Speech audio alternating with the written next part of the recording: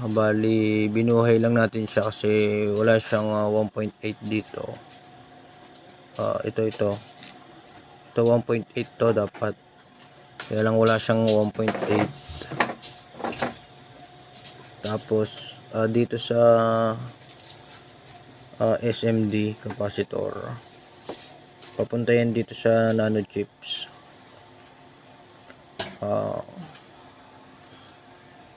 3.3 volts ito, yan, dadaan din yan ng SMD papunta roon.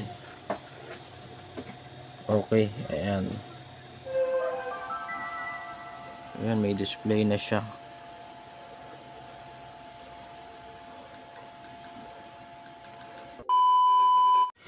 At ito na nga, binubuksan na natin tong PSP at sisilipin natin kung ano yung problema sa loob nito. Kasi nga wala na nga siyang kapangyarihan. Okay, paglalagyan natin siya ng supply, wala siyang kapangyarihan. Ngayon disassemble natin at sisilipin natin kung ano yung mga problema sa loob. Okay, after natin buksan tong tanggalin natin yung LCD. Meron ako napansin corroded yung kanyang mga SMD at yung parts niya, marami siyang corroded na parts. Talagang na-stuck na talaga siya ng sobrang tagal. Ayan, so yung ginagawa natin, nililinisan lang natin siya at the same time tingnan natin kung shorted yung main board. So ito, alamin natin kung shorted ba, tapos lilinisan natin siya. Okay, so mas mainam na ipanglinis natin dyan ay yung lighter fluid. Okay, after natin malinisan ng lighter fluid yan, double check din natin yung ibang mga parts. Okay, ayan, yung katulad yung ginagawa ko. Ayan, nagagawa ako ng power conversion. Titingnan natin at susupply natin yung board na ito kung magkakaroon siya ng power signal. So ang problema talaga nito ay yung pinaka power rail ng main board, kaya hindi siya nagkakaroon ng pag-on. Okay, yan, nagko-convert tayo ng kanyang power rail signal. Malalaan natin kung mayroon bang power yung main board. Pero chinek ko naman, hindi naman siya shorted. Okay. Okay. Meron tayo ditong power module na ganito kaliit na 5 wires.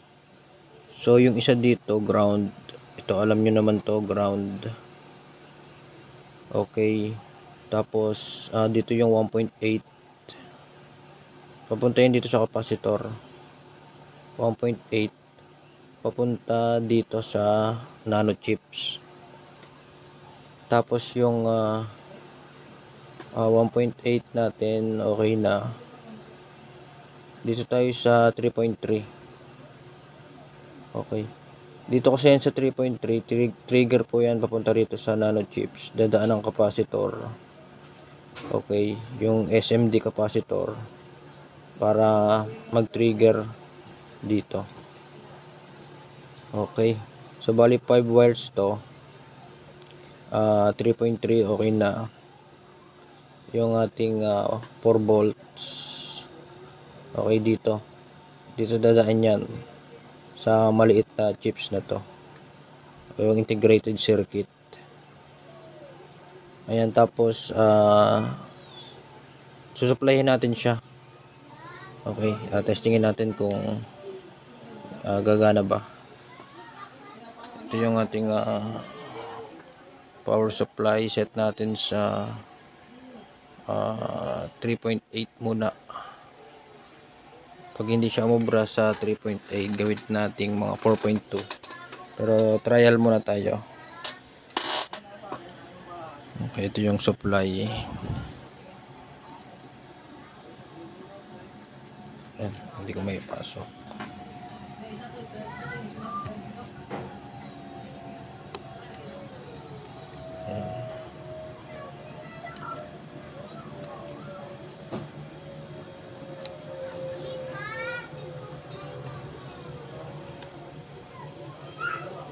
So ayan, mayroon na siyang supply.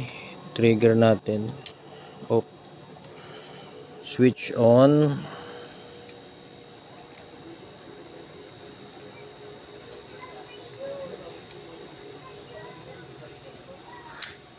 Walang nangyari. Okay, natin kung may umiinit. Wala naman.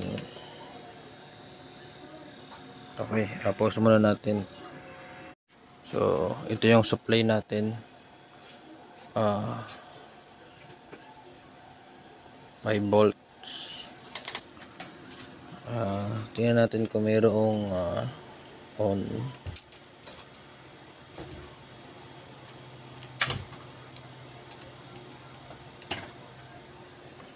Ayun, mayroon naman siyang power on. Tingnan natin mamaya kung mayroong display to. Ayan, bali tumalon siya ng 2 amperes. Okay, ayan. Fix na natin.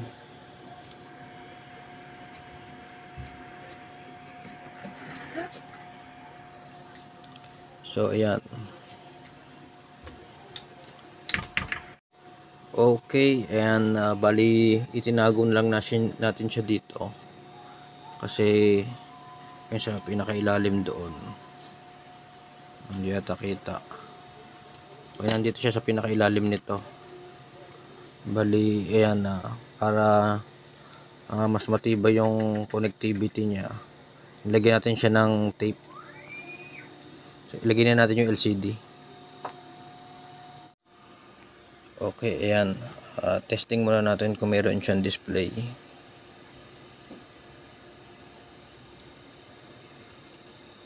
Ayan, mag-on na siya.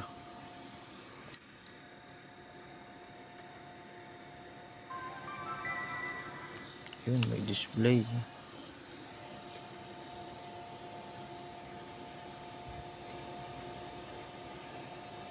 So, ayan.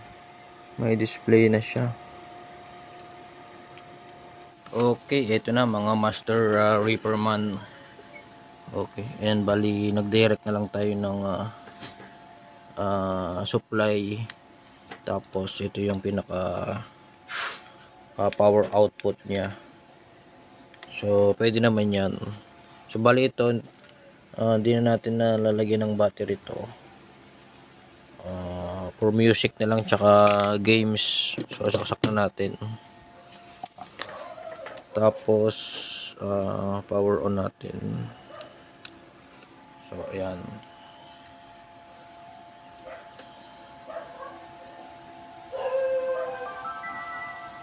Ayan, may display na siya.